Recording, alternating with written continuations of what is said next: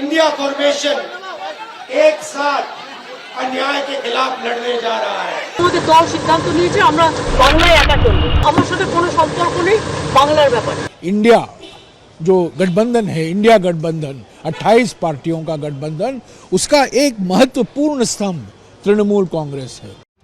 বাংলায় ইন্ডিয়া জোটের দফা রফা ভাঙনের কারণ কে? মমতা বন্দ্যোপাধ্যায় নাকি অধীর চৌধুরী? নেপথ্যে কেউ কলকাঠি নাড়ছে নাকি আরো চমক অপেক্ষা করছে? রাহুল গান্ধীর ভারত জোড়ো ন্যায় যাত্রা পশ্চিমবঙ্গে ঢোকার সঙ্গে সঙ্গে এই জল্পনা আরো জোরালো হলো। রাহুলের যাত্রাপথে কার্যত বেনামে বিক্ষোভ দেখালো তৃণমূল।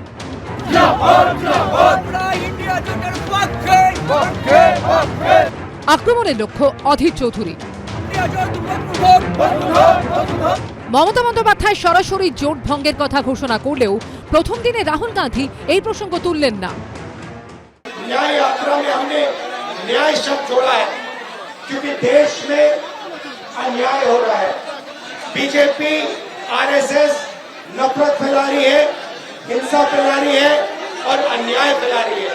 इसीलिए इंडिया फॉर्मेशन एक साथ अन्याय के खिलाफ लड़ने जा रहा है। মমতা বন্দ্যোপাধ্যায় কোনো অবস্থাতেই বলেননি যে ইন্ডিয়া জোট আর নেই, কিন্তু যদি দেখা যায় যে অধীর চৌধুরী বা কংগ্রেসের কোনো নেতা বিজেপির ভাষায় কথা বলছেন এবং লাগাতার তৃণমূল কংগ্রেসকে এবং আমাদের নেত্রীকে আক্রমণ করেছে, আমাদের নেতাকে আক্রমণ করেছে, তাতে এই সৌজন্যের কথাবার্তা চালাবার আর কোনো অবকাশ নেই। তৃণমূল কংগ্রেস কোনোদিন কখনো সদর্থক কোনো মনোভাব নিয়ে চলেছে বলে আমি বিশ্বাস করি না। কখনো মোদিজি ভালো আদবানির চেয়ে, কখনো আদবানি ভালো মোদিজির চেয়ে, কখনো অমিত শাহ চাইতে মোদিজি ভালো, কিন্তু অমিত শাহ খারাপ হলো আরএসএস কিন্তু ভালো। কিন্তু ইঙ্গিতপূর্ণ বিষয় হলো বৃহস্পতিবারের কর্মসূচি শেষ না করেই তড়িঘড়ি দিল্লির উদ্দেশ্যে রওনা হয়ে যান রাহুল গান্ধী।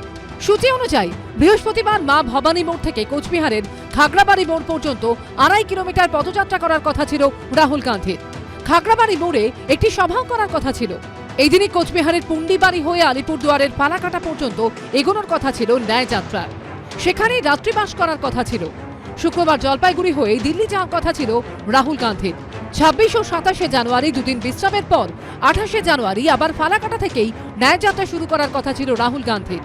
কিন্তু এই দিন বাংলায় ঢুকে মাত্র 2 ঘন্টাতেই কর্মসূচি শেষ করে দিলেন রাহুল গান্ধী।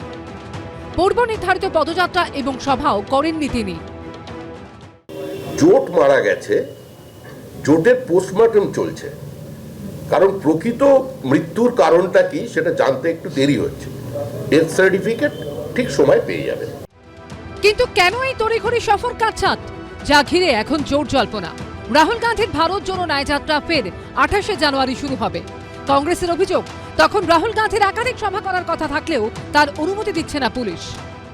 পরীক্ষা চলছে নানা রকমের, আগে তো এটা জানা ছিল না আমাদের, তো সেই জন্য আমরা যেসব জায়গায় প্রোগ্রাম করবো ভেবেছিলাম, সভা করবো ভেবেছিলাম, সেখানে সভা করার সমস্যা তৈরি হচ্ছে।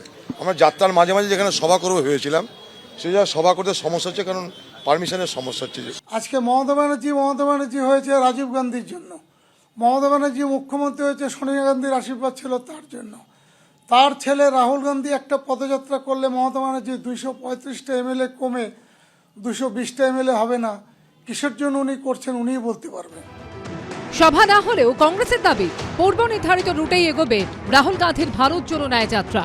শিবাশিস মৌলিক, শুভেন্দু ভট্টাচার্য ও কমল কৃষ্ণদের রিপোর্ট, এবিপি আনন্দ।